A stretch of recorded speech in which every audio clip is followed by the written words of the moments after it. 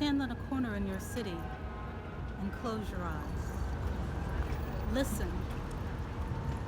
If it is daytime, you may first hear the voices of people, the cars passing, the sounds of footsteps, shop doors opening and closing. Now listen for the softer sounds, the hum of the air conditioners, the distant roar of the cars on the highways, the low rumble of the subway cars. Listen more deeply, and perhaps you will feel a faint vibration of something else, something that may prickle the hairs on your spine. It's probably strongest during the morning rush hours, when so many people enter the city filled up with pent-up expectations for the day. Some mornings you might wake with a start at daybreak, filled with anticipation and energy for the day. You might find yourself filled with expectant optimism, even if you have nothing at all to do that day.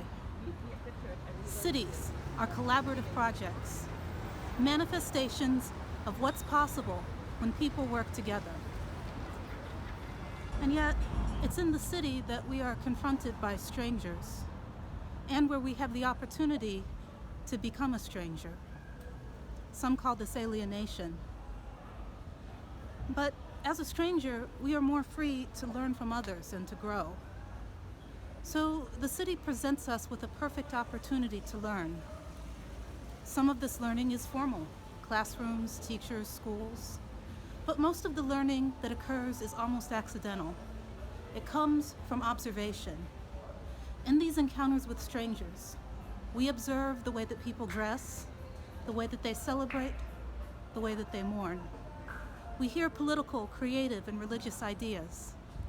We observe how people use technology, the businesses that they start, the struggles that they face. And then, quite often, we find that some of these things have become our own.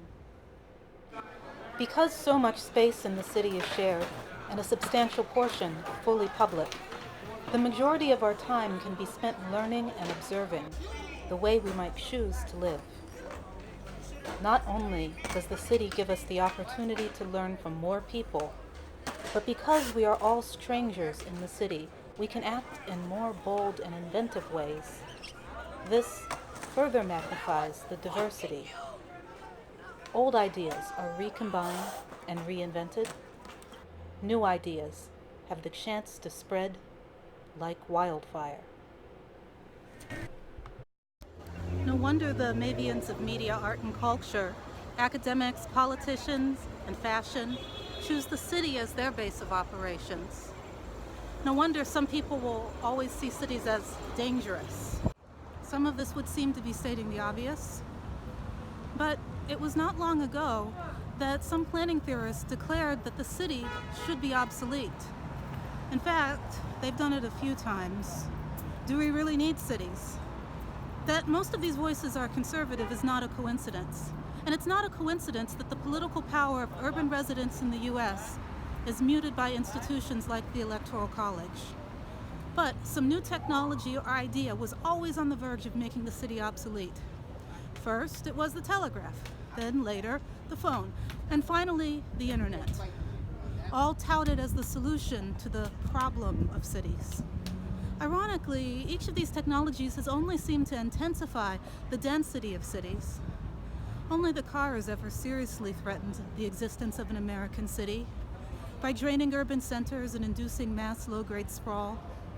And even then, it only happened with government assistance and the support of many private industries. Through highways and urban renewal, government support of suburban development.